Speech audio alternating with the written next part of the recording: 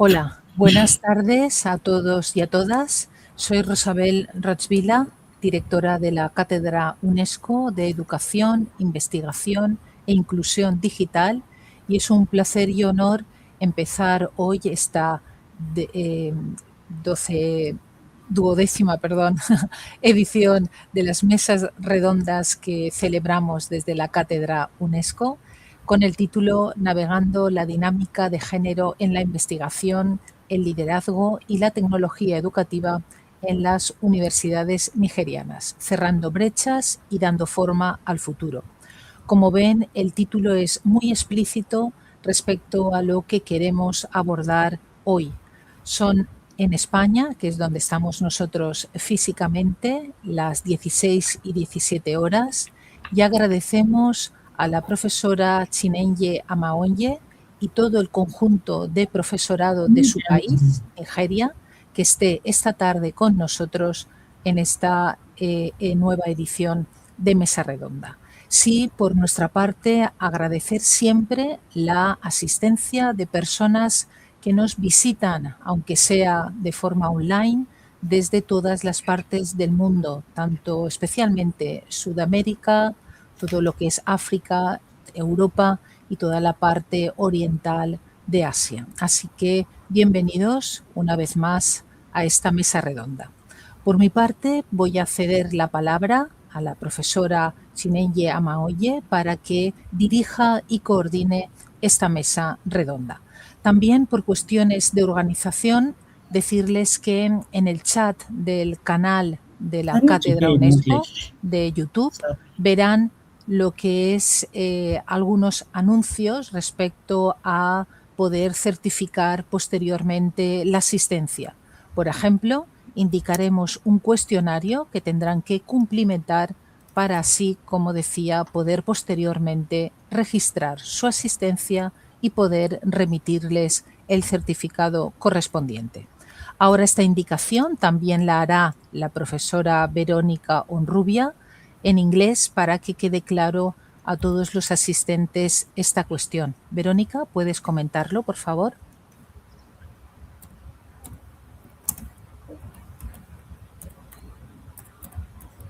Hello everyone, good afternoon. I will only briefly say, as Rosabel has just commented, that during the roundtable a form will be sent via the chat of YouTube, so all the attendees can complete it in order to receive by the end of the roundtable a certificate of attendance. Thank you. Muchas gracias. Por tanto, Chinenye, when you want, you can start. Thank you very much for your assistants and the teachers and your colleagues for here are in the chair UNESCO, and thank you very much. When you want. Thank you very much, Professor Isabel. It's always a pleasure to host this program with you. And today we are looking at the 12th thematic roundtable spaces. Today we are going to be discussing on the navigating gender dynamics in research, leadership, and EdTech in Nigerian university, and with the aim of bridging the gaps and, of course, shaping the future. And of course, we must know that this program is organized by the UNESCO Chair of Education, Research, and Digital Inclusion, University of Alicante, and in partnership or in collaboration with Nnamdi Azikiwe University, Nigeria. Let me specifically appreciate the director, that's Professor Roosevelt, for their commitment to this partnership, and of course for the milestones that we have achieved together. Also, I want to, in a very special way, appreciate the Vice Chancellor of our great institution, Nnamdi Azikiwe, of course, Professor Stanley Gochukwu, for his immense support, which of course have opened new frontiers for us to explore within this framework. And again, I would like to sincerely appreciate the Dean of the Faculty of Education and the chairperson of the Committee on International Collaboration and Linkages, Nnamdi Azikiwe University, the Professor Ebele Okibo, and of course, Professor Ngozi Anyukwa, respectively respectively, for their great support and, of course, their drive and commitment to the continuity of this partnership. And I must also extend my appreciation to the audience who have joined us from various locations, countries. We are very much happy to have you, and we welcome you to this roundtable discussion. In a very special way, I want to extend our thanks to our guest speakers for making our time to share their expertise and, of course, to improve this program. In no particular order, I would like to welcome Professor Chinyere Nwokolo, who is a professor of therapeutic counseling, Department of Guidance and Counseling, Faculty of Education, Nnamdi Azikiwe University, Awka. She specializes in mental health, therapeutic counseling, with extensive experience in research, publishing, and postgraduate and doctoral supervision. She delivered UNIZIT 108 inaugural lecture on May 2025 on guidance and counseling, gateway to mental health in an insecure and economic turmoil in Nigeria. In 2023 and 2024, she served as a visiting professor at Uganda Matai University, Uganda, teaching mental health and counseling. Currently, she is the director of Sandwich Program in Nnamdi Azikiwe University, Awka, Nigeria. Also, we have Professor Obioma Oni Ogele, who is also a professor of law from Faculty of Law, Nnamdi Azikiwe University, Awka, Nigeria. Currently, she's on a sabbatical as the Dean, Faculty of Law, University on the Niger, Omonia, Anambra State. She had an extensive private legal practice before joining the academia and has published locally and internationally with specialty in energy and natural resources. It is oil and gas, as well as international review. Of course, she has served as international reviewer and, of course, associate editor of various journals. Her law teaching career and mentorship has actually spanned over 25 years. She has served the university and, of course, the society in various ways and capacity, including but not limited to president, director. She has also been a head of department, deputy director, secretary, facilitator, etc. She is a member of different associations and organizations, both locally and internationally. Professor Obioma Ogele is married with children.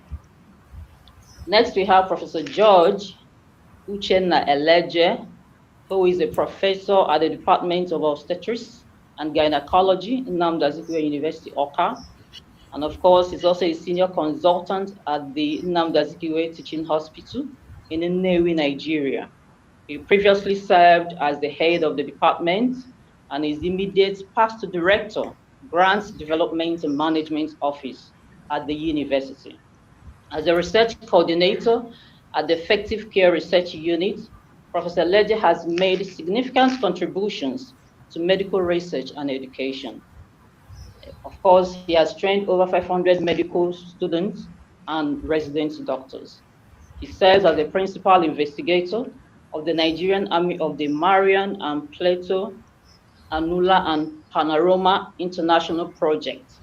He is the former deputy director, research and innovations, Nnamdi Azikiwe University, a fellow of the West Africa College of Surgeons, National Postgraduate Medical College of Nigeria, International College of Surgeons, and International Federation of Gynecology and Obstetrics in Italy.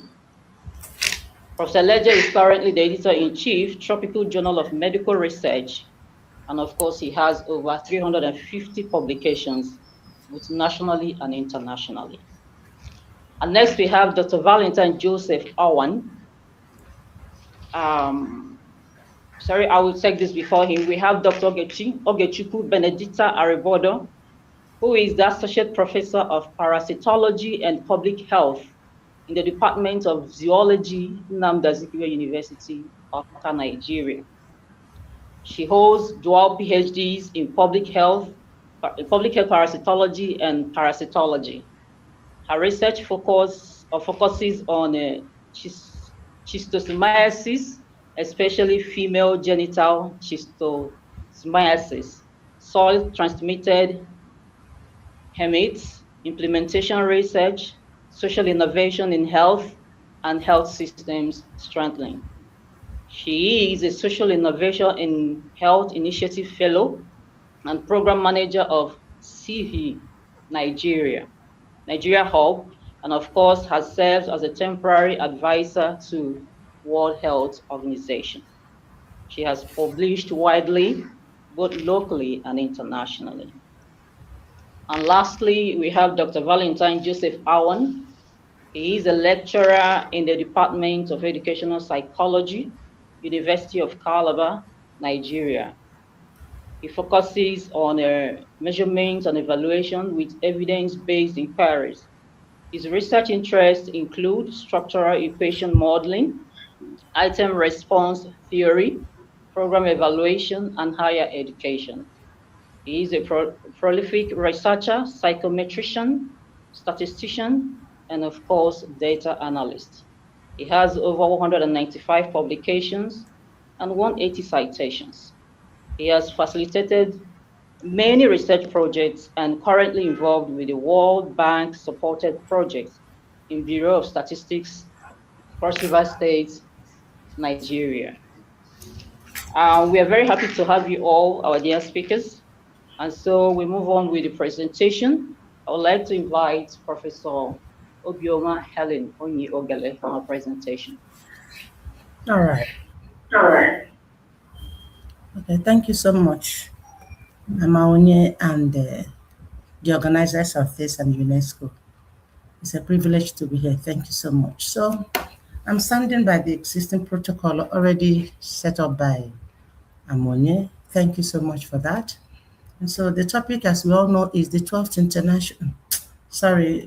International Thematic Roundtable held today, and with the topic Navigating Gender Dynamics in Research, Leadership, and EdTech in Nigerian Universities, Bridging the Gap and Shaping the Future. Let's see how we can use law to achieve this. Yes, the next slide.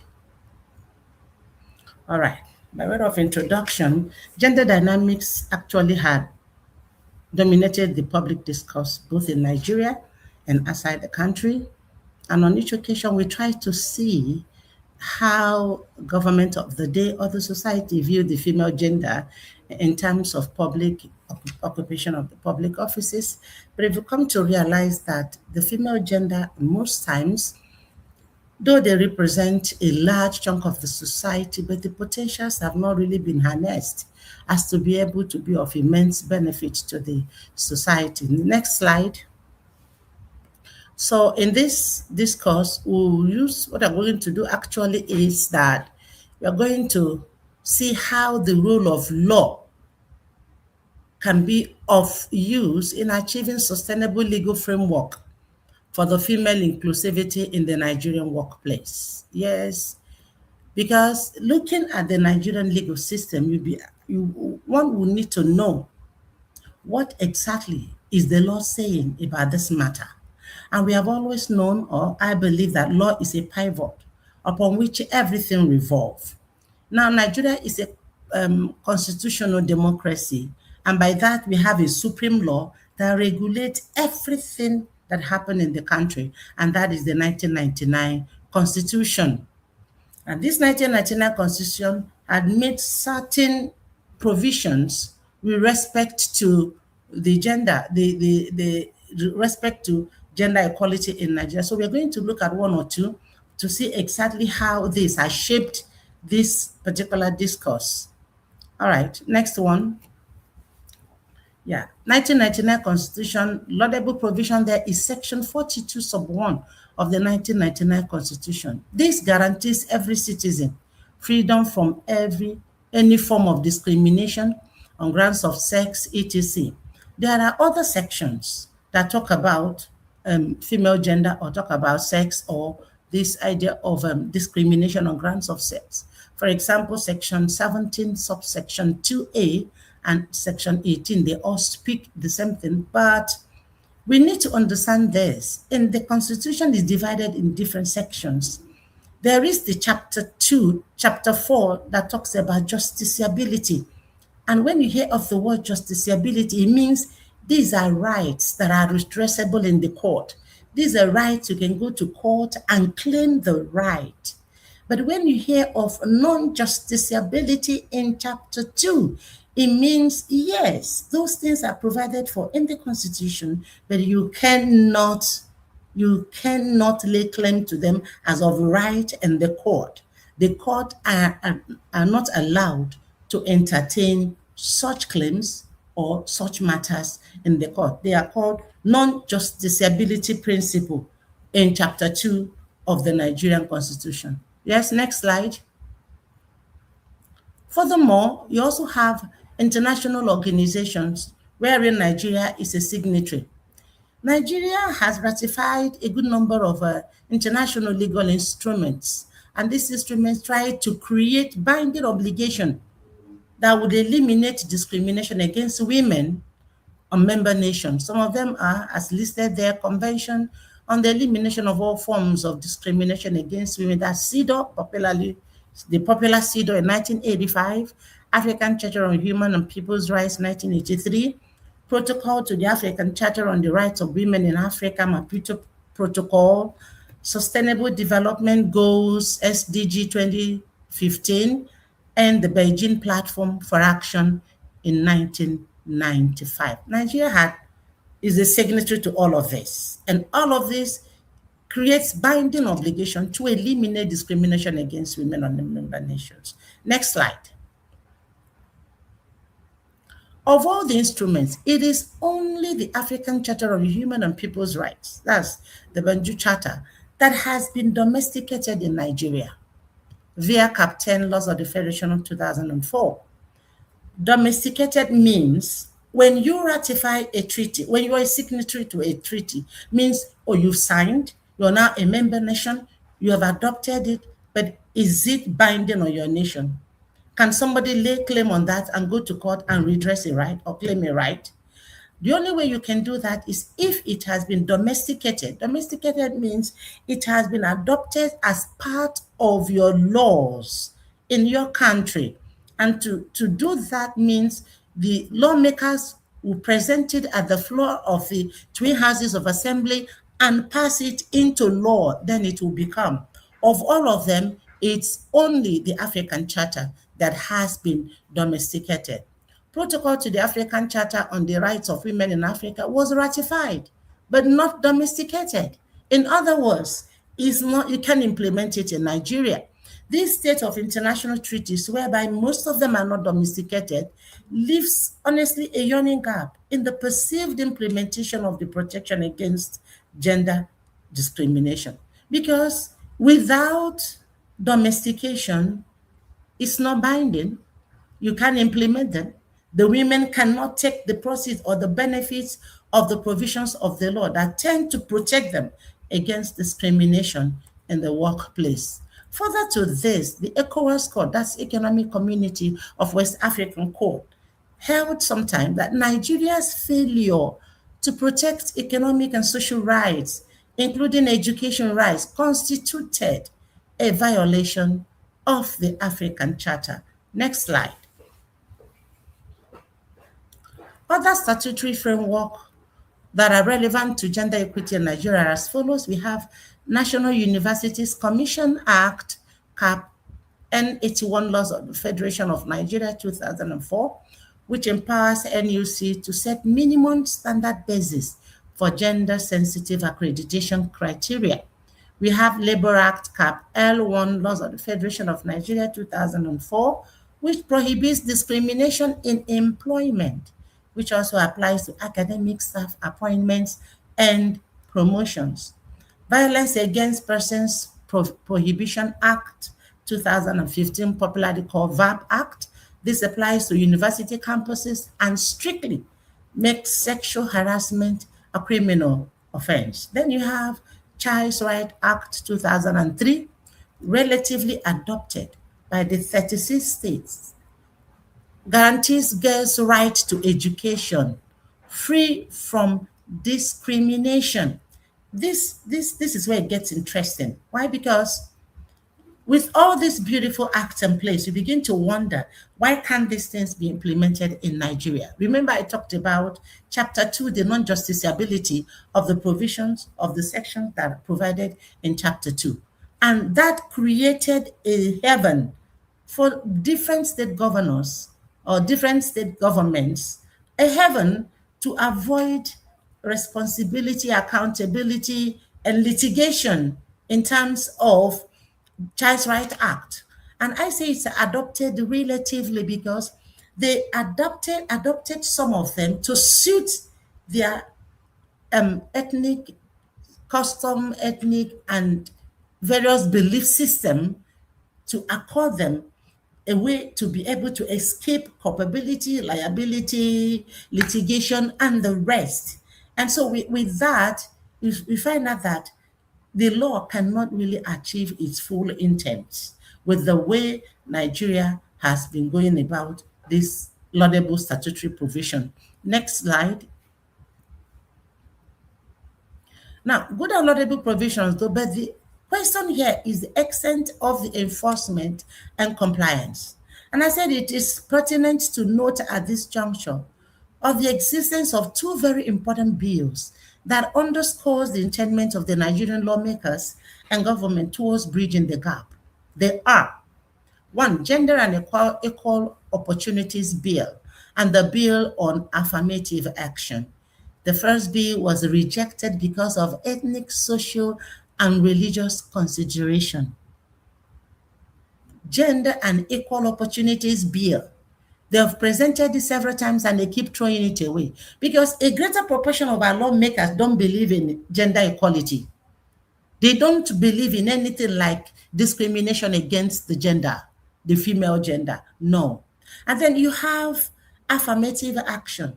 It exists in the realms of opinions, bills, and policies. For example, the National Gender Policy 2006, revised in 2021, created a 35% slot for women's representation in government appointments.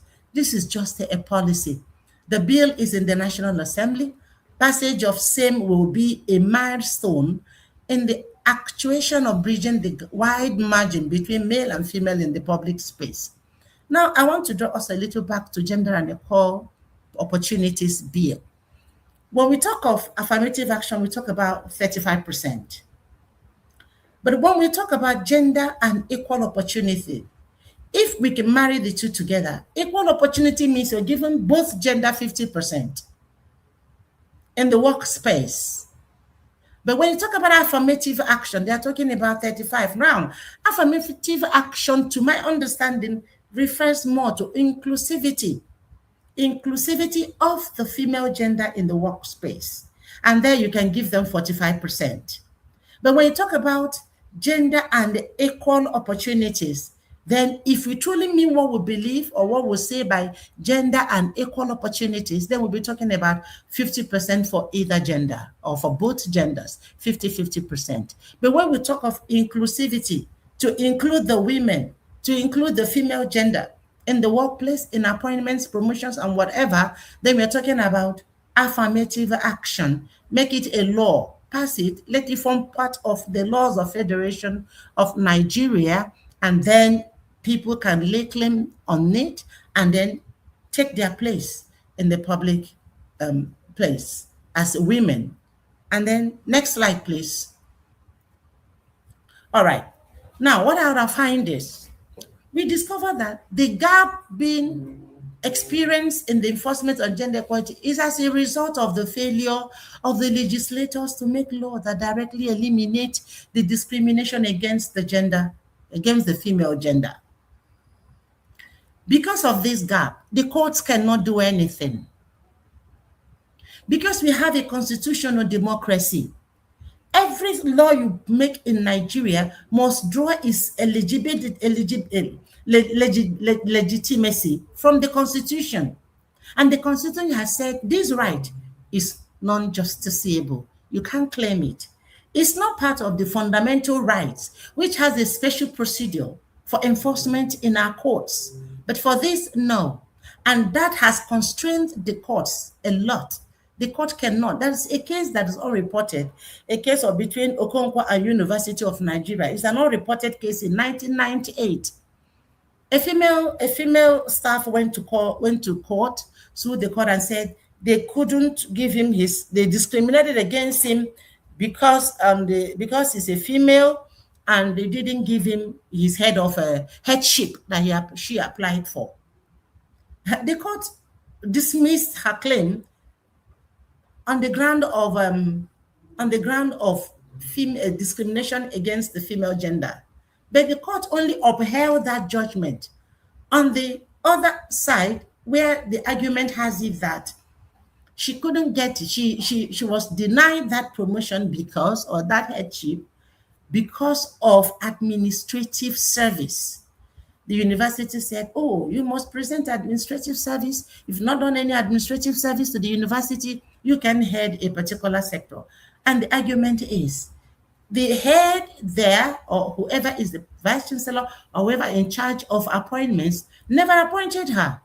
And if you never appointed her, why would you now use it as a criteria to become a head of a segment when you've never appointed her? So you discover that if you look at that case critically, the position of the court was not discrimination because she's of the female gender, but administrative service. The same thing I'm saying, that court is strictly constrained, because even if the court want to act, which law?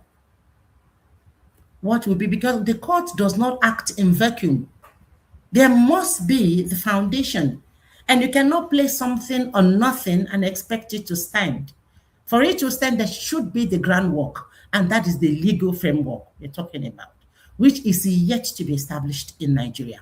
And next is, in line with the laudable provisions of the Violence Against Persons Prohibition, say no federal university has taken any decisive step to comply with its provisions. No action or sanction or statement strongly directing them on compliance. The law is there. The VAP Act is there, and we need to punish people who are violence against any person. But remember, VAP Act is not zeroed after the female folk or the female gender. No.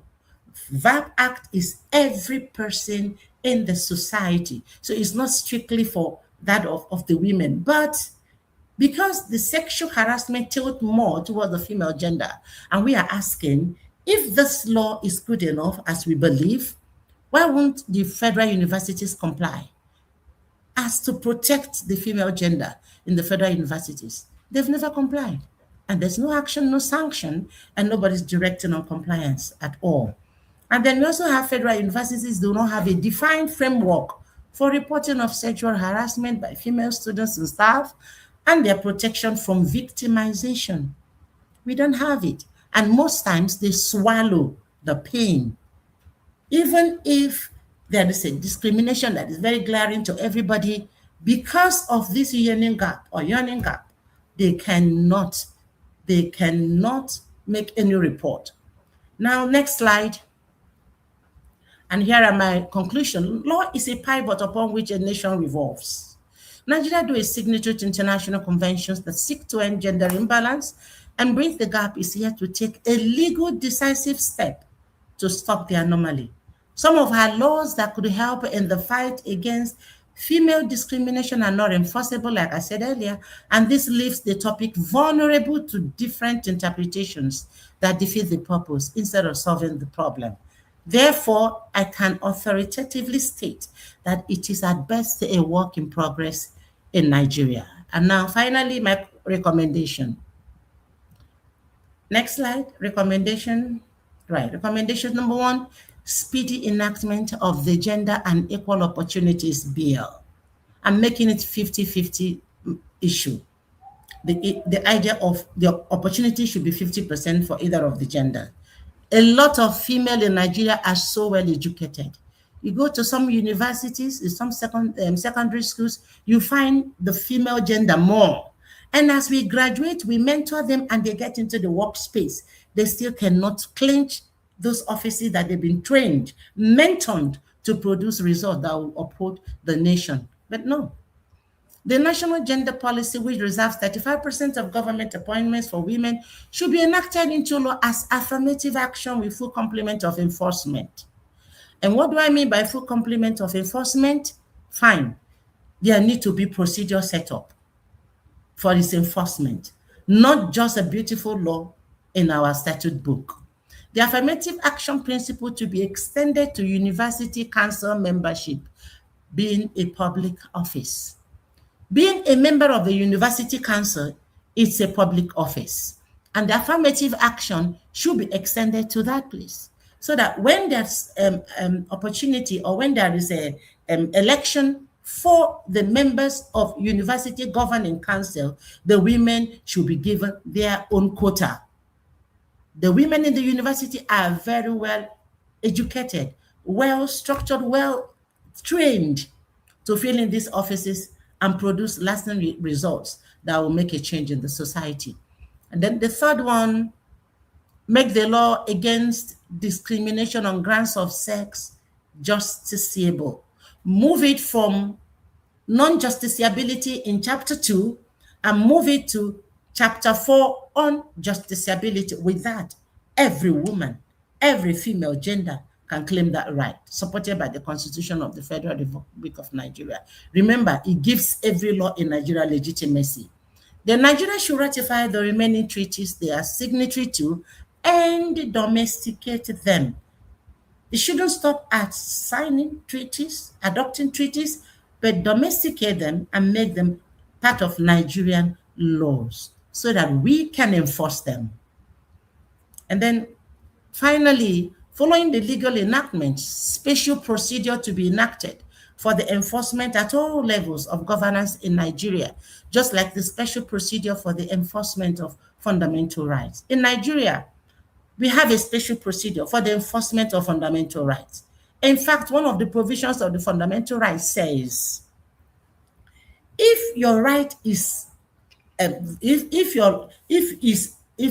there's a breach in your right or likely to be breached, if there's any likelihood that your rights may be breached, the Fundamental Right Action says you can bring an enforcement procedure in the High Court to enforce your rights.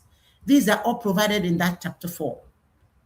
And if we want to make this law enforceable in Nigeria, such special procedure must be provided for the enforcement of any legal enactment that tends to eliminate the gender discrimination in Nigeria. And with that, then we can say that Nigeria is on the path to total elimination or eradication of discrimination against the female gender in the workplace, both in the public offices, in the universities, and wherever we may find ourselves, in order to help us contribute our quota to the federal government of Nigeria and the world at large. Thank you very much for listening. And once again, I want to thank the organizers for organizing this program. Thank you so much for listening. God bless you. Thank you very much. Thank you very much, Professor Obioma Helinoni Ogele, for that wonderful and insightful presentation. Now we'll move on to the next presentation by Professor George Uchenna Eleje. Thank you.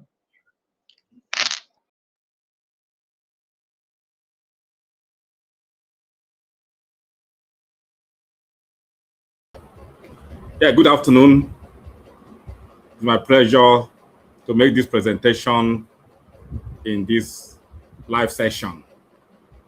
As earlier presented, the topic, Navigating Gender Dynamics in Nigerian Universities, Bridging the Gaps, Shaping the Future, is what we're hoping on. But I'm coming on the angle of a women's health expert's perspective on this topic.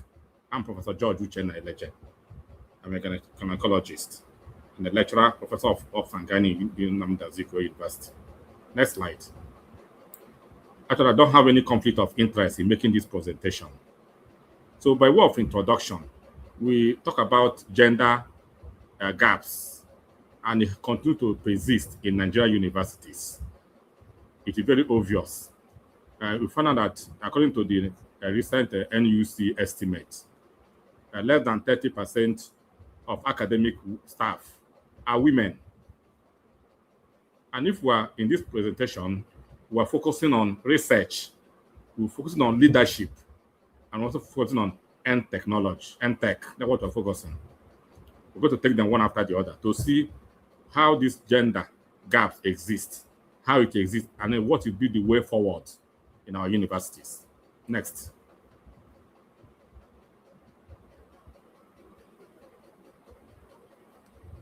In the gender representation, we observe that women lecturers, approximately between 25 to 30% of lecturers in Nigeria are women. In short, in some literature, you find out that women make up of only 40% of professors and reader and professor. Readers are also regarded as professorial cadre in the universities. Like in Unizik, we call them reader. Other universities call it associate professor. They are all professorial cadre. They're only 14%. Meaning that a greater number are males. Now let's look at the level of senior lecturer. 30% are senior lecturer for women, grade, or research fellow grade. And 35% of the lecturer grade are women. So the percentage is lower if you use 100 as a measure of fullness. Then I want to mention less than 20% are female professors in the universities. So all these things are showing that there is a gender representation. Few females are already there in the university at that cadre. Even STEM fields have even lower participation. Their own findings have shown that there is a lower participation of women as lecturers in the university. Next. Now let's look at the research gaps. We also observe that in research, the participation of women are also very low. Let me give us an example in terms of TED Fund. In 2019, our university had 5 persons who won TED Fund grants. Out of that 5, how many are female? Only 1. The remaining 4 are males. That will tell you that women receive fewer grants, even from TED Fund. That's TED Fund disparities. So there is low funding for women's health research. And that is why I know I was happy to see an advert earlier this year, around December. That was an educational advert, emphasizing that only women that will apply for that grant in education. Of course, my wife applied for that grant. So it is good to see some grants requesting that it's only female that should be applying. But those grants are not common. You see grants that cut across cross-cutting, both men and female are going to apply. But the granting board have also made it possible that there should be gender variation. And that is what they have made, that in a research team, if applying for a grant, there should be a female. It shouldn't be dominated by males. Even TED Fund have tried on that area. That's why if we're applying for NRF, they specify that we should write the gender for the research team. So meaning that they should also explain, as far as women, they don't give much to women, but they know that women should be part of the team. And that should be so. So global data underrepresent African women. I'm an ecologist, but we found out that even in Nigeria, there are a lot of research areas for women which are underexplored. And that is what we have been making effort to explore more on women, so that we have areas in research that can bring out the problems of women and how it can be solved. And research grants are areas that can help in that regard. So there's a gap also, as we have pointed out, in terms of grants, therefore grant disparities, and even general grant disparities that exist. But happily, some funding bodies have recently specified that it's only women that are qualified to apply. Otherwise, women will take over everything. Next slide.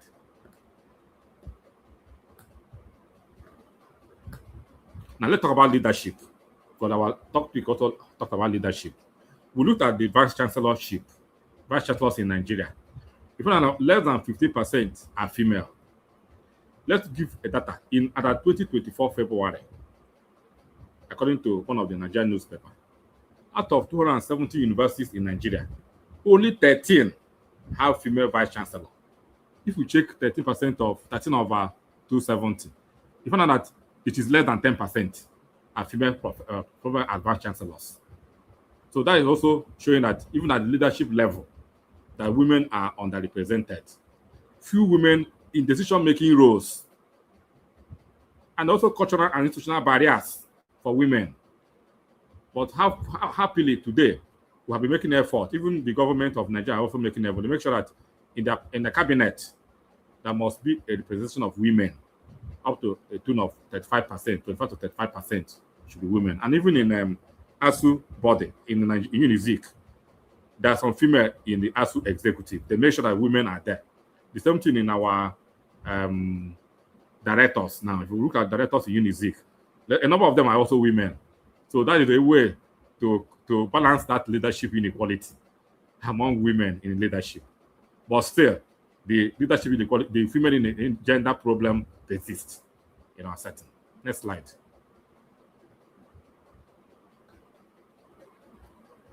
Now, being a gynecologist, I also have a say on the impact on women's health, although I have mentioned it earlier in this presentation. But let's talk about mortality. Maternal mortality is still on the increase, even though it's decreasing, but it's still on the increase in Nigeria. And at last report, we found out that the maternal mortality ratio in Nigeria is 512 per 100,000 live births, which is very, very high. But this Nigerian figure is almost 2 in the whole world. Now rank 2 in the whole world. So, in as far as more women are dying,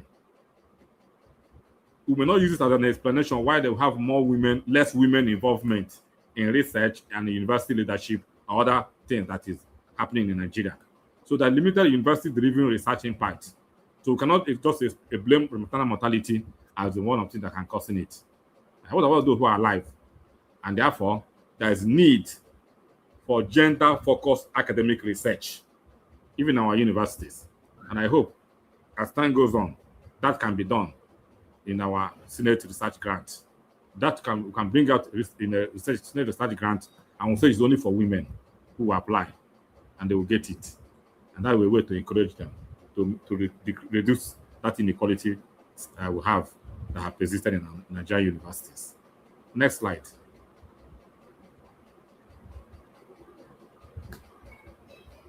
What about the EdTech opportunities?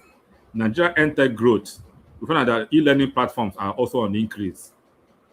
But these are flexible learning supports for women. We also have online research collaboration tools. These are also tried to involve the women. Apparently, in UNIZIC, we have some memorandum of understanding with the UK organizations where we are having some international research. And happily, majority of people in that our Marie Panorama Annual Project group are women. Majority are women. These are online research collaboration platforms which we have also invested in UNIZIC to help decrease that disparity in female gender participation in research. But something persists among them. Let's see the next slide.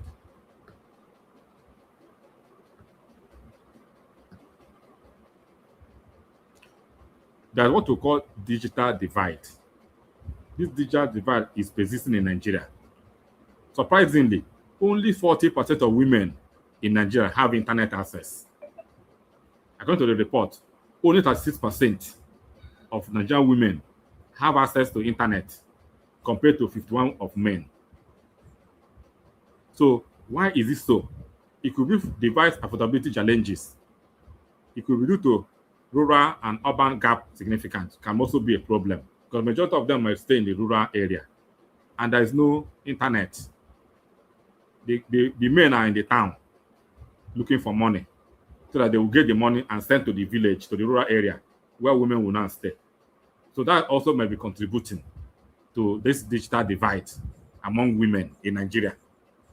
So these are all problems that have persisted in our Nigerian society. Next.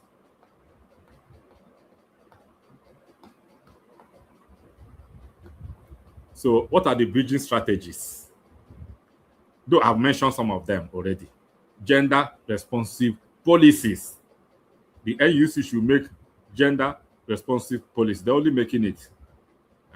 Third fund should also make their gender responsive policy, which one of them have made is that if you're applying for third fund NRF, you must have a woman, you must have women in the team. It should not be all men throughout. Once it is all men, the grant will be rejected. So the team members should have variety of gender. That should be male and female representation as a team members. And that's why they persist. You must write the gender when you're submitting your grant. So that's what they have done to checkmate that. We should also enhance mentorship for female academics. That should also be emphasized, not only males. We should also emphasize mentorship for female academics. And that is why if you are looking for MSc students, PhD students to engage in research, when you got a grant, you should also engage the gender, females, also to be part of the team, not only males. We should also target funding for women's research. These are areas we can build this gap of persistent of gender, women inequality in Nigerian universities, in Nigerian research, and in Nigerian leadership. These are all strategies that have to put in place. Some have already been in place, but we have to do more on that regard. Next.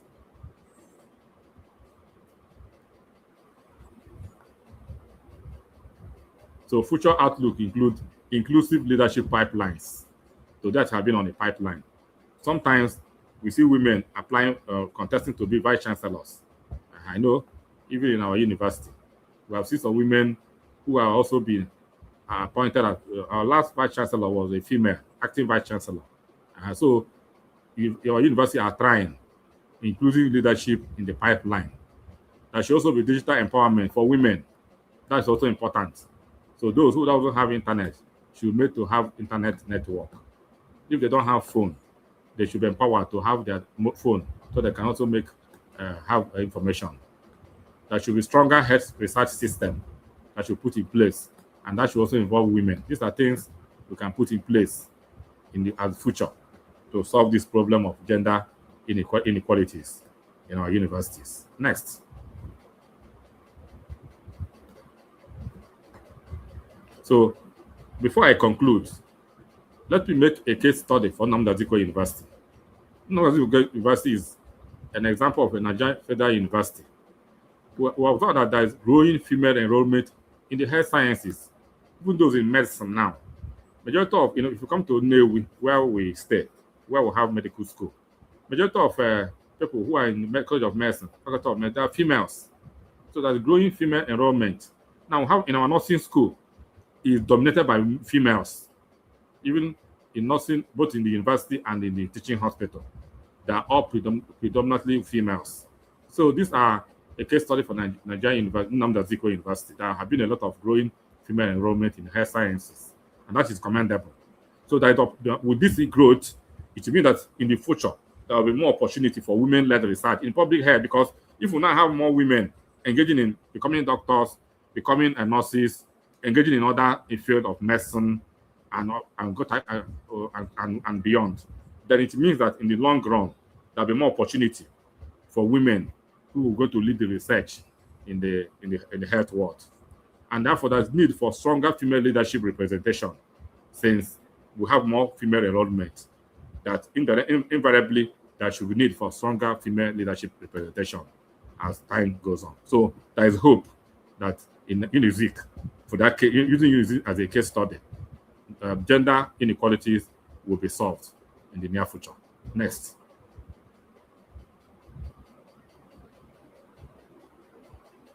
So what will be my conclusion and the way forward? One, we need to empower women in academia, using all the steps I have mentioned, both in research, in leadership, in ed technology. We should invest in gender inclusive system. We should build sustainable future for Nigerian universities.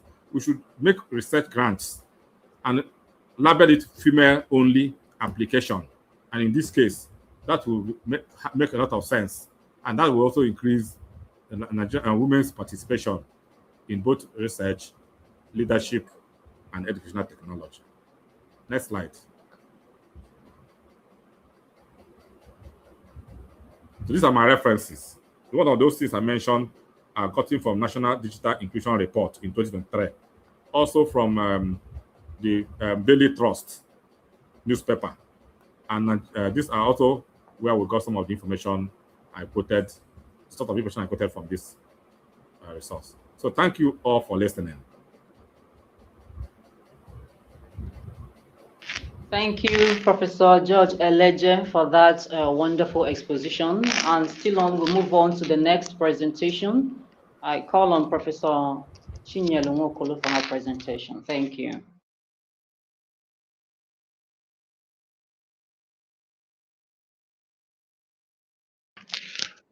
Standing on the existing protocol, the topic of the presentation this evening is navigating gender dynamics in research, leadership, and EdTech in Nigerian universities, bridging the gaps and shaping the future. Next slide. Navigating gender dynamics within Nigerian university research, leadership, and EdTech demands a critical examination of entrenched systems where male gender dominates. These disparities are embedded within broader social, cultural, and institutional framework. Gender. We all know that gender is only roles, behaviors, expressions, and identities of men or women or diverse people. Dynamics means just the forces and patterns that influence how things move. Then when we talk about gender dynamics, is the pattern of interaction, expectations, and power that show up between or among genders, that is, men and women. Today, the discussion is centered on the three pillars: research, leadership, EdTech. Next slide. Next slide. Next slide. Next slide. Next slide. Next slide. Next slide. Next slide. Next slide. Okay. Research is the systematic process of collecting, analyzing, and interpreting information to increase understanding, answer questions, or solve problems. Next slide. In research in our universities, we have so many challenges that sometimes hinder the female gender from moving on the way the other gender moves. And one of those challenges is double burden and role conflict. We know that, please go back a bit.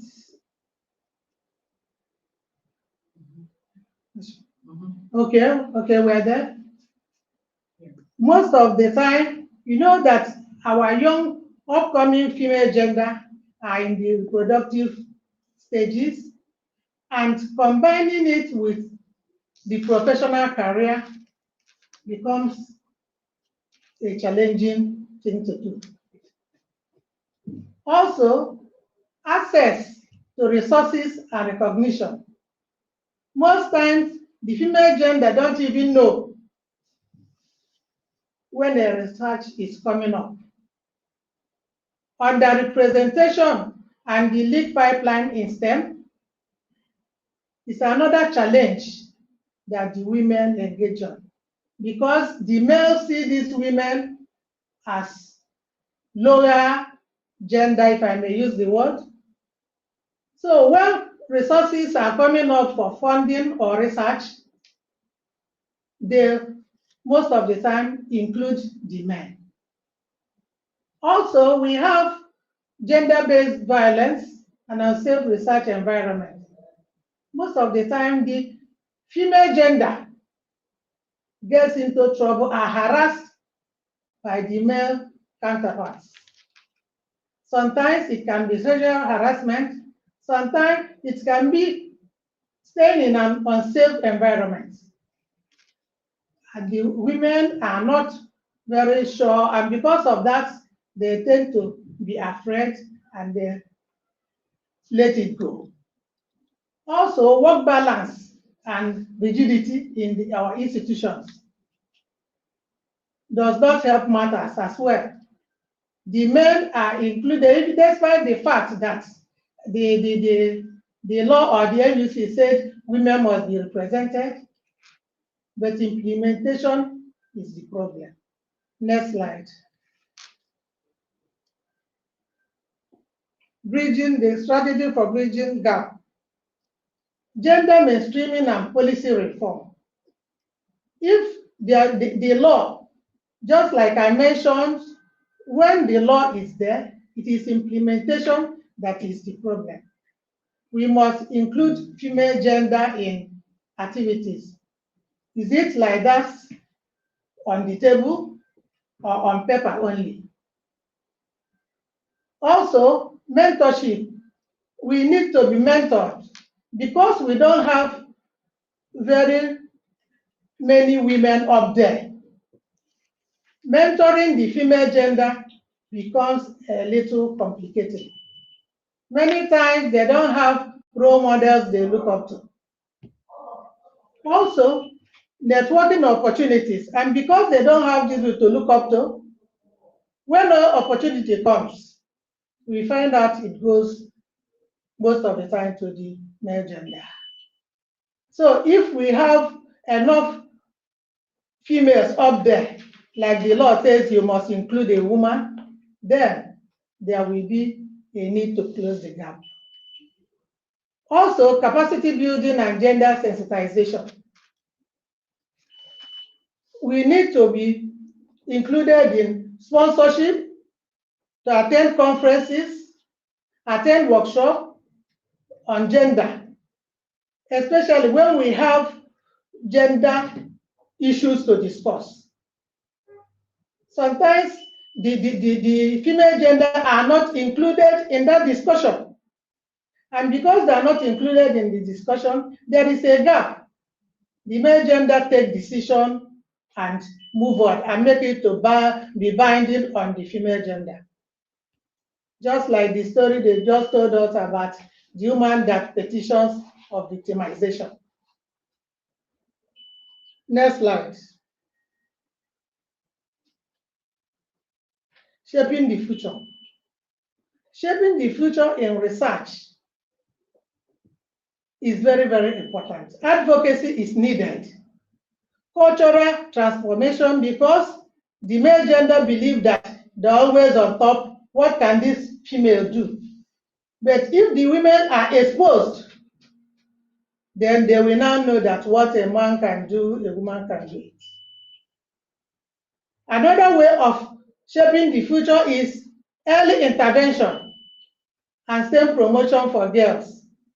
In our various universities, we discover that we have more male in engineering, computer science, mathematics, and so on. They believe that they are the people that are suitable to read those courses. But if these girls are taught from the beginning, from primary school, from secondary school, then they can be able to compete favorably with the male gender. Then, accountability, transparency. When laws are brought up, it should be transparent. Everybody should be free to participate. But you find out that in some committees, when they drop committees, even in the universities or in other places, women are scarcely represented. But if we can begin to be represented, they will have voice and they will be able to monitor and evaluate the data and know the next line of action. Next slide.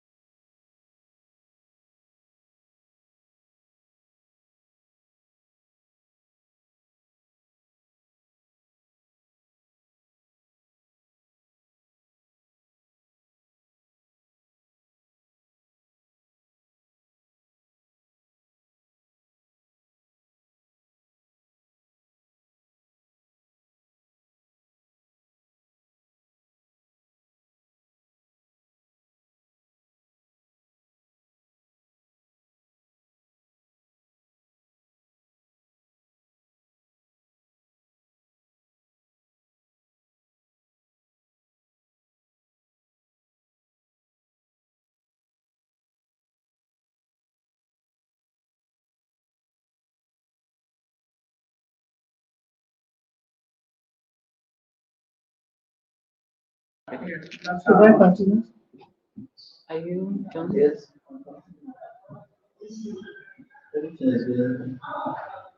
You need to go sit down so that Okwango and Emedi, he's in charge of the giving the slides. Are you the person? Giving the slides. Okay. Hello, Chinenje. We have had some connection issues, I think, but if you're ready, we can continue. Yeah, we're sorry about that. We may continue. No problem. So sorry about that. We are talking about leadership. When we talk about leadership in our universities, we are talking about social influence, set for direction, and motivate people to achieve a shared purpose. But even in leadership in our universities, we still have some challenges because we have persistent vertical inequality, where men like to overrule, maybe because of the culture, or maybe because of gender role expectations. Even in a setting, in a committee, a man will like to be the chairman of that committee. Some also, we have legitimate challenges, stereotyping, and this limits access to leadership development opportunities. Because if women are trained in leadership, I know they will do, if not better than the men, but it is not common in our university. Next slide. Bridging the mentorship and sponsorship. Next slide. Mentorship and sponsorship is very, very hard at this time. We need people that will mentor the young female lecturers or colleagues that are coming up, and we need senior colleagues that will mentor them. When they look up and they see the female gender at the top, it's very encouraging, and they act with every sense of responsibility. Also, transparency and inclusive promotion systems should be adopted. And expanding women participation in STEM and digital leadership is very, very apt. Like I said earlier, this not including women not participating fully in courses like engineering, like computer science, like mathematics, makes it not too possible for them to move. Capacity building is very important at this time, that they need to be exposed so that they will be heard. They should be encouraged to attend conferences, attend workshops, and other important training that will enhance leadership. Next slide.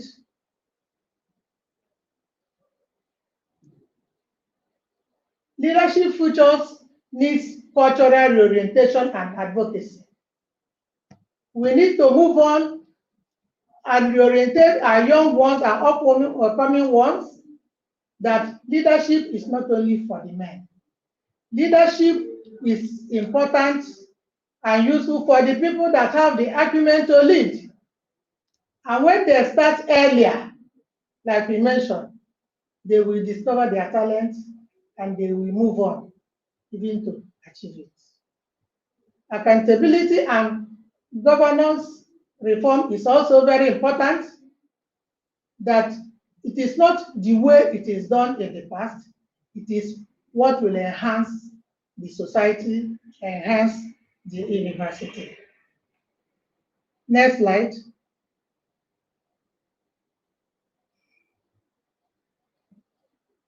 EdTech is short for educational technology, which simply means using software, hardware, and digital tools to improve teaching and learning. Next slide. We also have challenges here because the gender perception and confidence deficits of our female gender. And this lack of confidence stems from early career, maybe in the primary school or in the secondary school. The female gender are treated as if they are second-class citizens. Also, underrepresentation in STEM fields. Most of our women are not as interested in science or online things like the men. And we also have inadequate infrastructure and digital inequality because our men, they have a way of moving, they have the agility, the resilience to move on, to work on their own and to be interested. Most of the time, they have male mentors that we mentor them so that they will look up to them and move. Also, we need support gaps and policy implementation that in any system, the women should be represented. The women should be encouraged. The women should be told that they can do it and they will move on. Next slide. Next slide. Targeted investment. Okay. Women-led technology, entrepreneurship, and innovation ecosystem. We see in our country today, most of the big shops or industries about technology are managed by the men.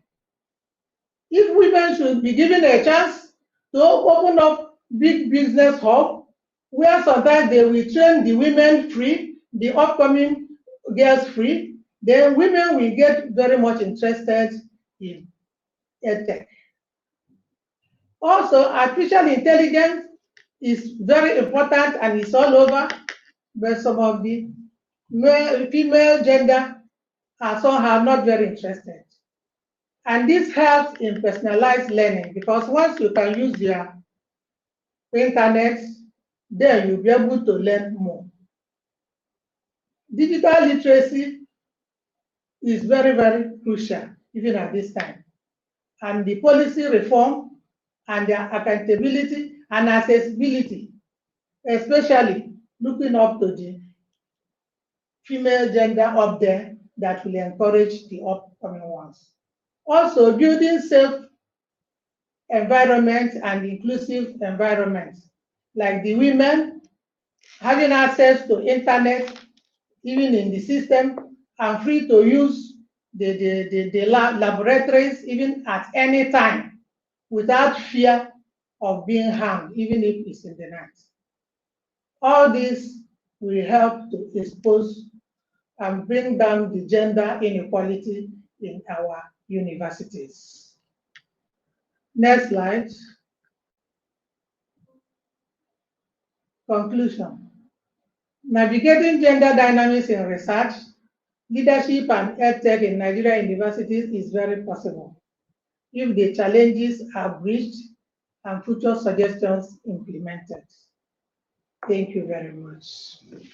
Thank you. Thank you so much, Professor Chinyalu Nwokolo. We'll move on to the next presentation, and I would like to play that. We'll make it short because of time constraint. Thank you. So I call on Professor Dr. Arebodo for her presentation.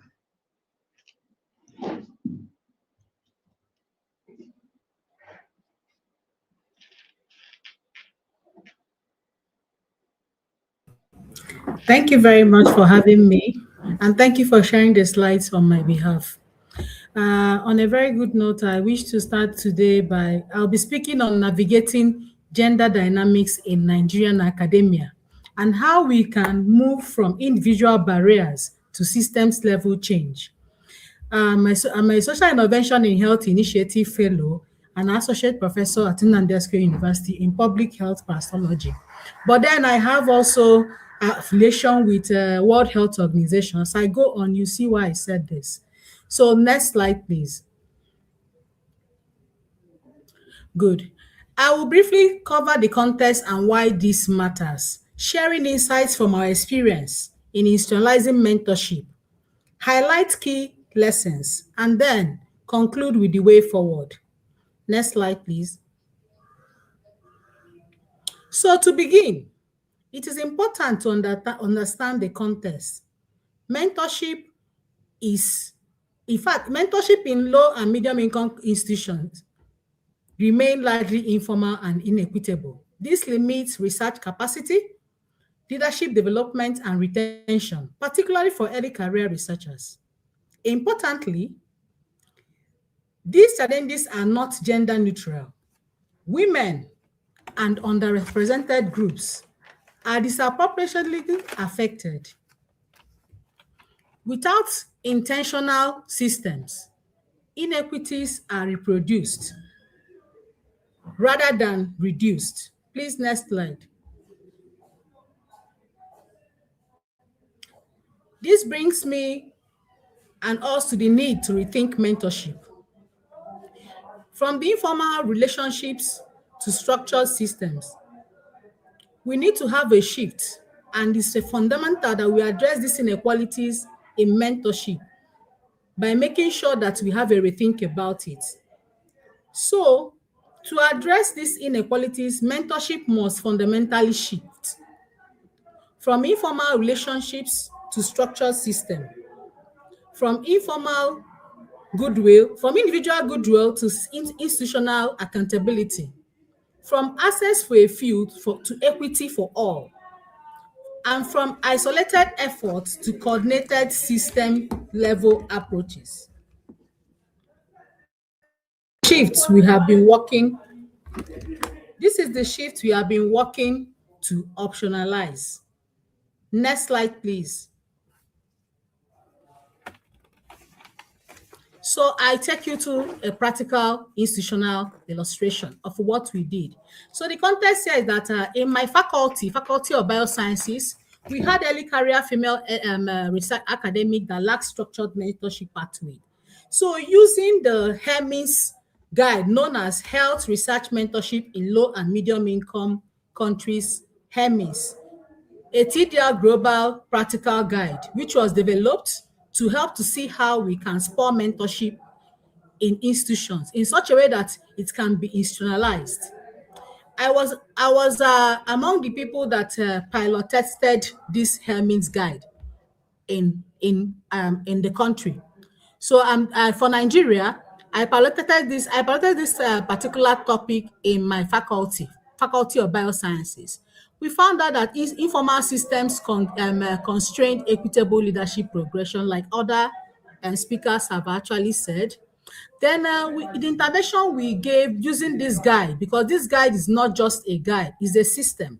It allows you to co-create, then you move into implementation, and then you can also it allows you also to reflect on have structured reflection.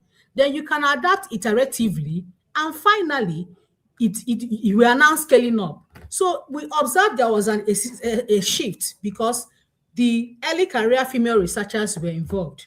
We had a very welcoming I like to call him a male ally, the former dean of biosciences, Professor Igwilo. So he gave us a space. When there is a buy-in in the co-creation, because we started with co-creation, please, I'll recommend that those in the Faculty of Education should please try and look at this Hermes guide. It will help also to institutionalize mentorship at this point in your faculty. Yes. So when these early career people we had the co-creation and everything, it made it easier. So have a makeshift crèche. I like to call it a child care facility. So they could bring their children, and then we could spend hours looking at their research, trying to see how I can help them.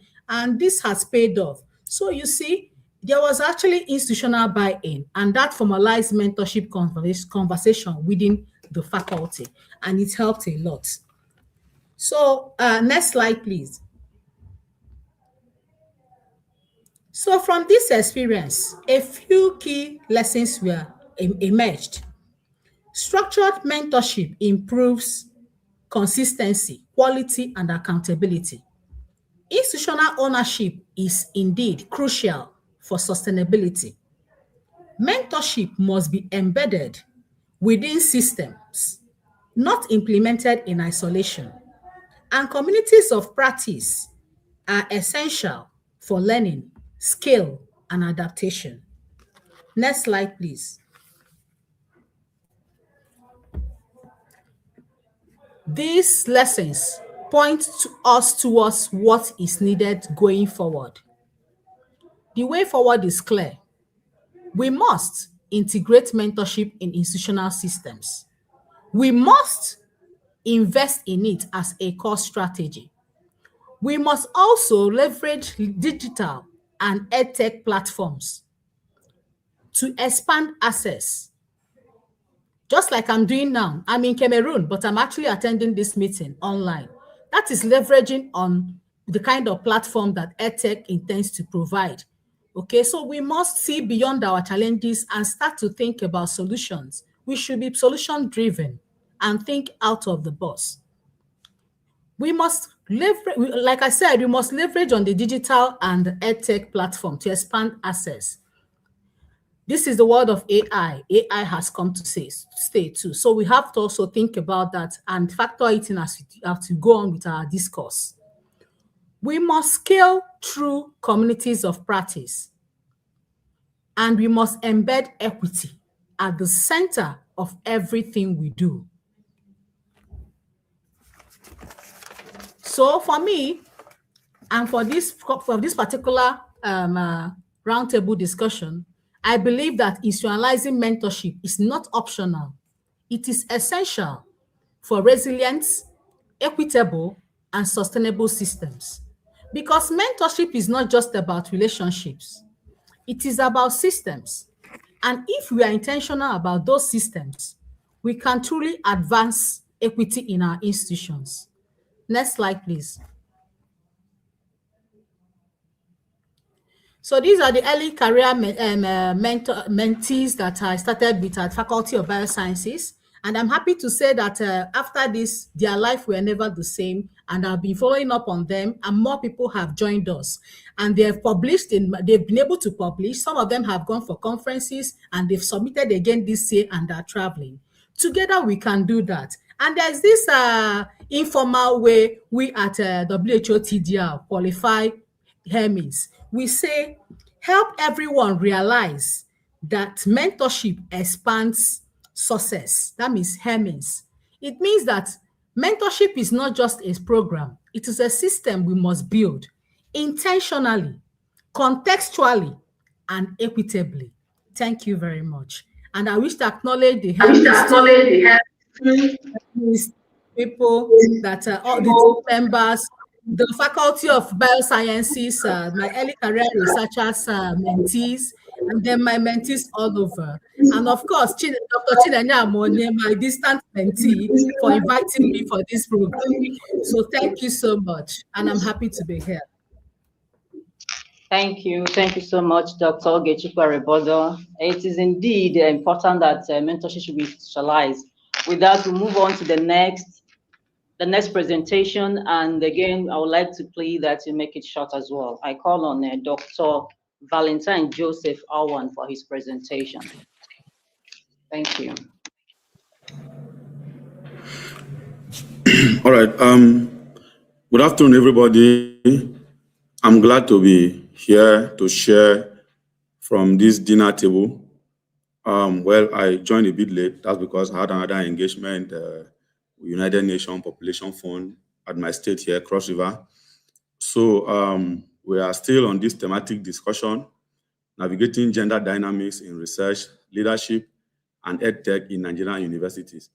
I will be approaching it based on my own background in research, psychometrics, and statistics.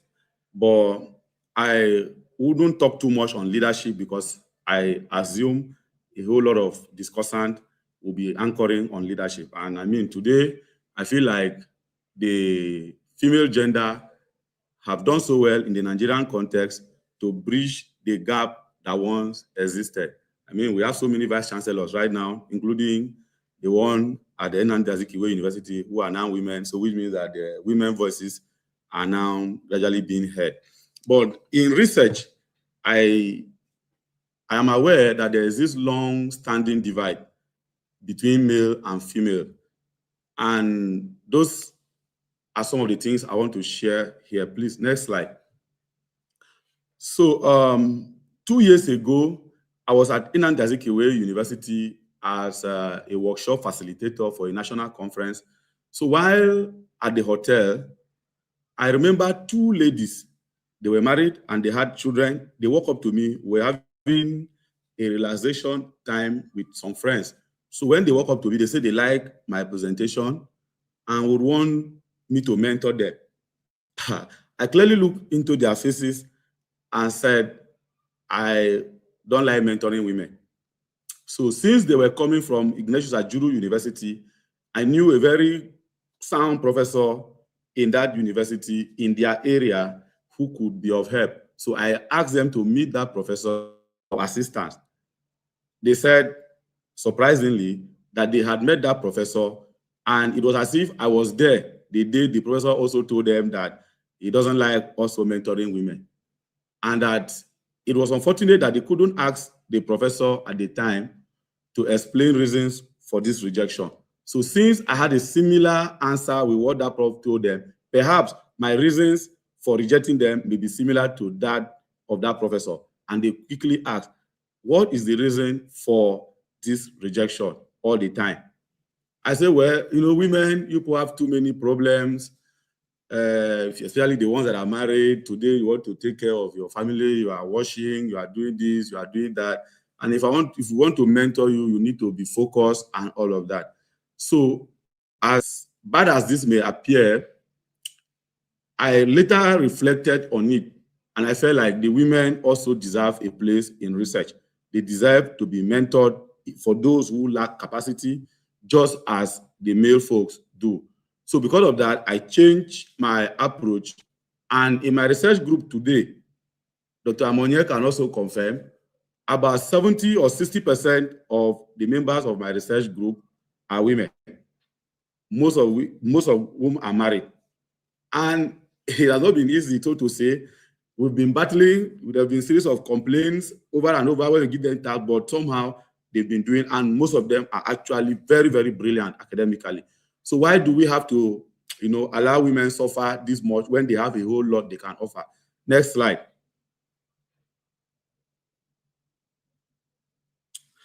So one of the major issues women face is family and institutional roles. Some are head of department, some are wives. They have to cook for their husband, they have to, you know, care for their children, they have to attend to other calls. And the disparity is very wide. If I am, of course, I'm married. If I live here where I am now today, I'm going home.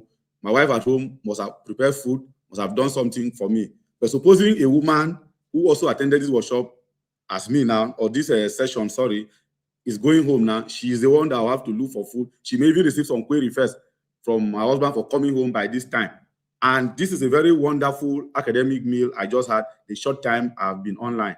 But a woman who is may either have to appease his husband and miss this event, or risk her marriage just to attend this event. So I feel like the whole women to be a woman at this point in time is not easy as an academic person. It's really, really not easy. So let's move to the next slide. So over time, there have been a lot of documented evidence suggesting that there's a wide gender gap in research productivity.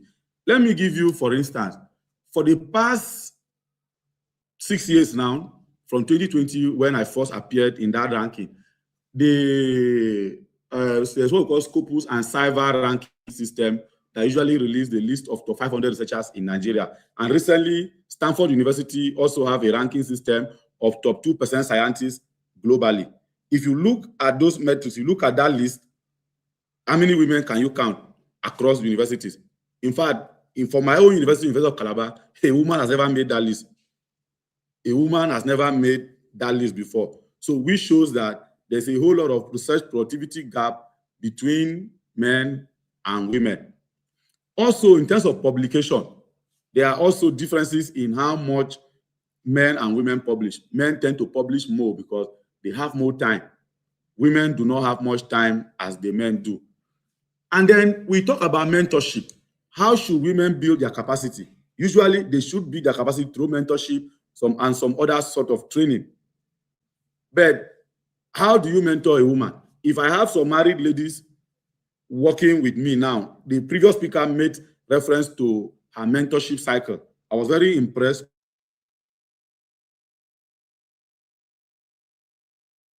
with that. Can we boast of in our institutions? Because usually some of the top researchers that should groom the younger generation ab initio had been men.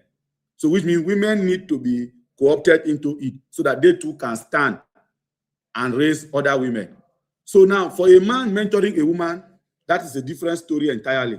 If I have 3, 4, 5 women working with me and we are always in the office up to 7 p.m. at night, give me 1 month.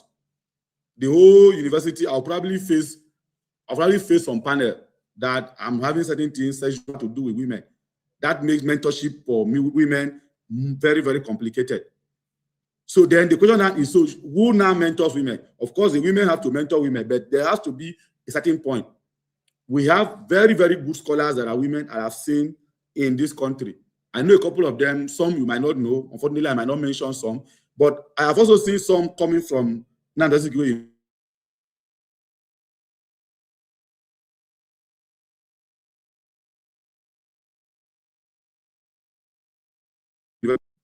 Next slide.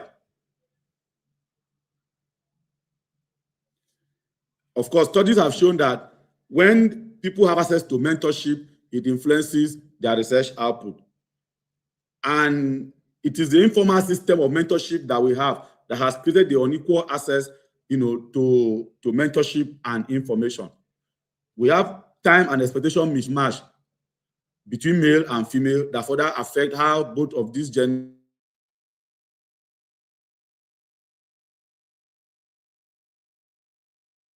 So we also have issues concerning reputational damages that can occur when another gender is mentoring another gender. So which is why I feel like a case where male to male, female to female consequences that might come with an opposite sex mentoring members of the opposite sex. So let's move on to the next slide.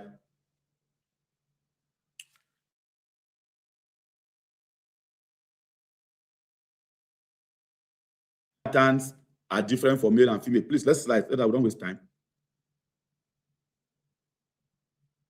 Yeah, I'm going to talk about the Matthew effect in research. Now, there's a theory called theory of cumulative advantage, and that theory was developed by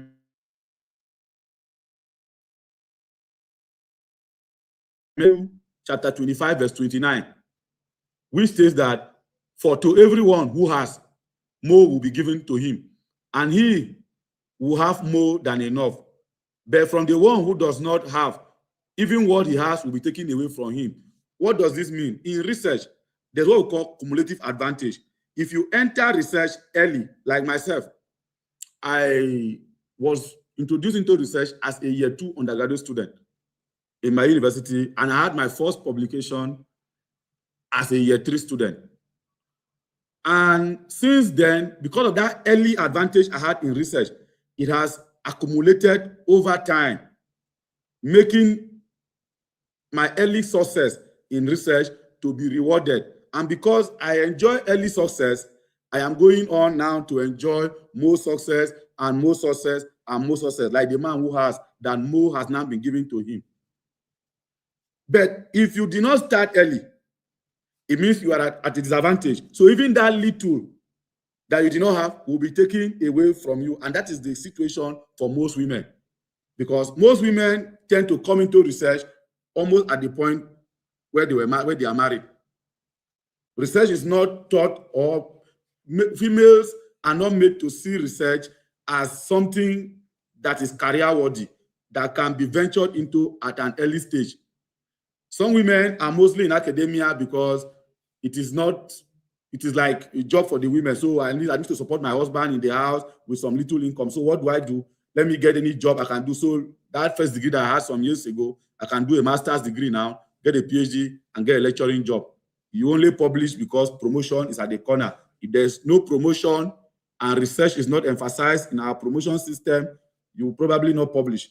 So, which means that people have to be introduced into research early enough so that they can enjoy those early advantages that will accumulate over time.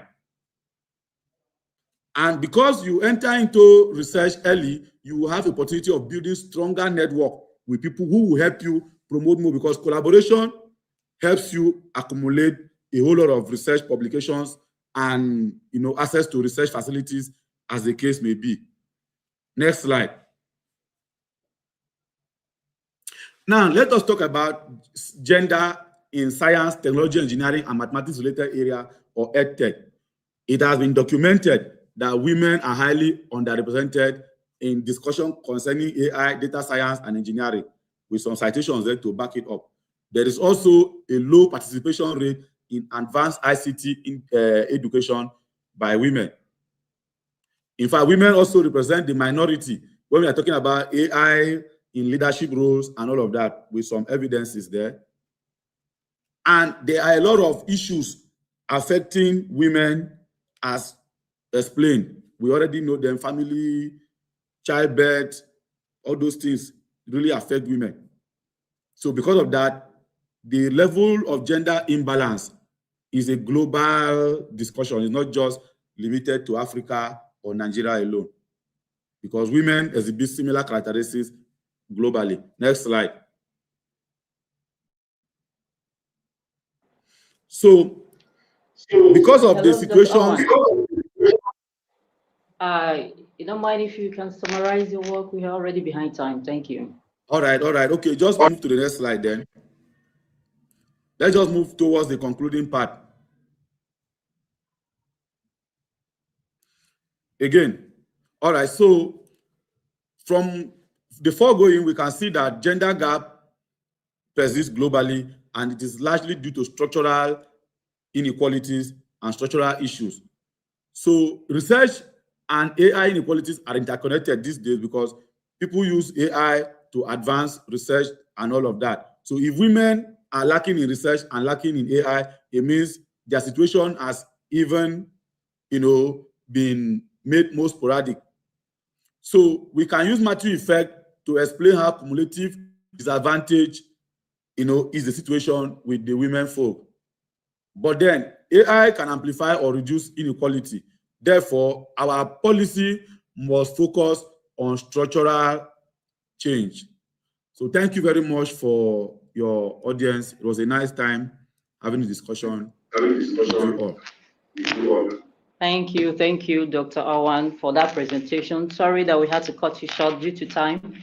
No, but I would like to okay. quickly ask, you talked about mentorship, informal system, how it affects mentorship. Now, how do you mean by that, the informal system affecting mentorship? I also remember that Dr. Ribodo talked about institutionalizing mentorship. How can we achieve that in our various institutions? Okay, good. Now, when we talk about informal mentorship systems, we are looking at ongoing effort or existing effort aimed at strengthening mentorship. It has always been at the individual level. Different people who are interested in promoting research capacity building are developing small research groups or mentorship group where they train them. But sometimes these groups, if they did not come out like today now to speak of it, you never get to know that they exist. The school is not even aware of it. It is just one man or one woman out there in one little corner trying to groom some people. So that is informal because it is not recognized.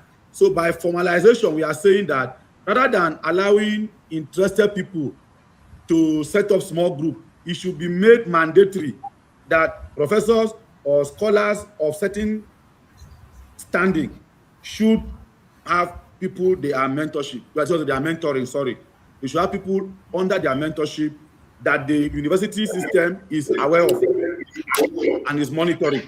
Thank you very much. Thank you. Thank you very much. I'll come to you, Dr. Aribodo. You talked about community of practice. Do we have them in our institutions? And if not, how can we go about them? Okay, so thank you so much. Once again, I mentioned community of practice because if you are you're operating in your silos, what we are doing now, for example, is somehow like community of practice. We are collaborating with UNESCO, and scholars are joining all over the world to listen to you. So community of practice is a platform being created now. A typical example is the one I am here in Cameroon for us to flag up. That's the village. What it does that it pulls mentees and mentors together, and every institution can have a space. And in that space, you say what you do, you say what your professors can do, who you can, whether you want to be a mentor, a coach, and then you can select the duration you want to do that.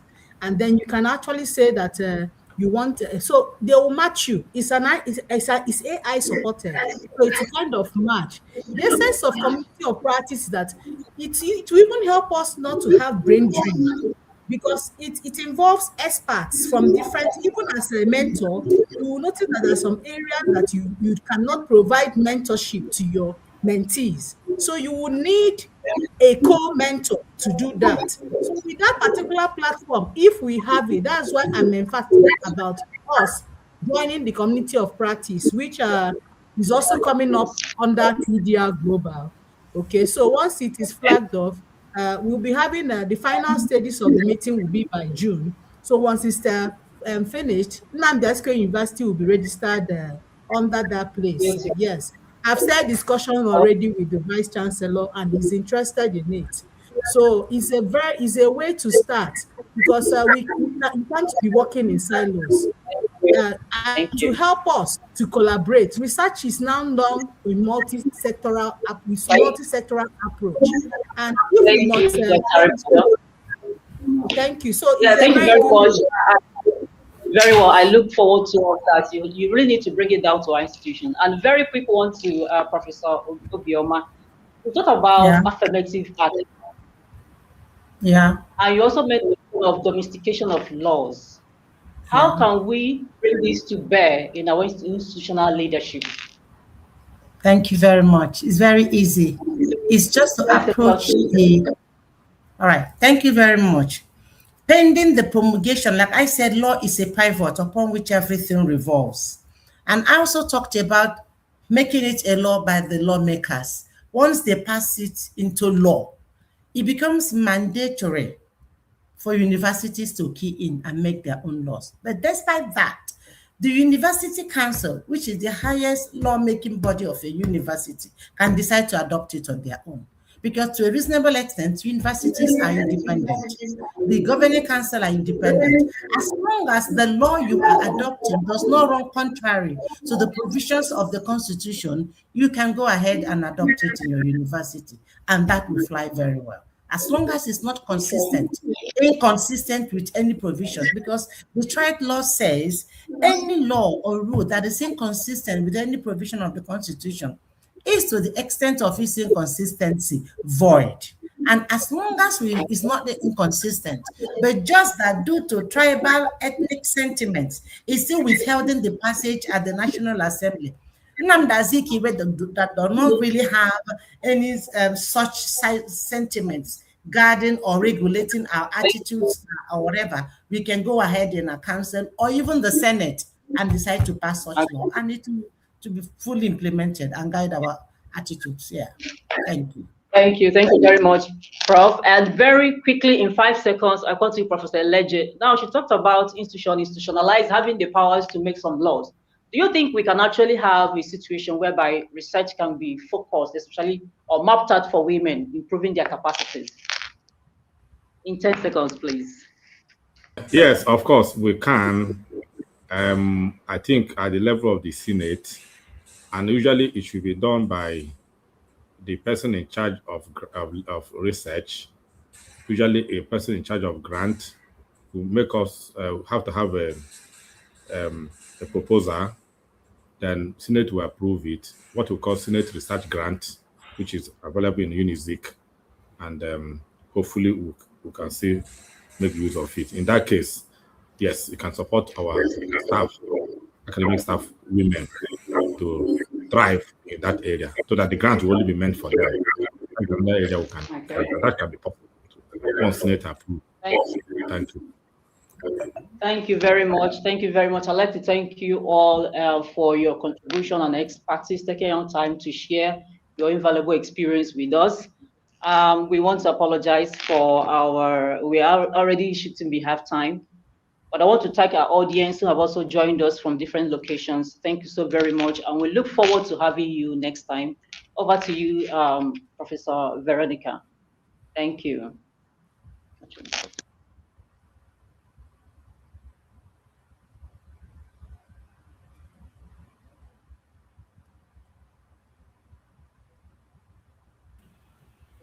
Thank you so much for you all also for your participation and for being here also today.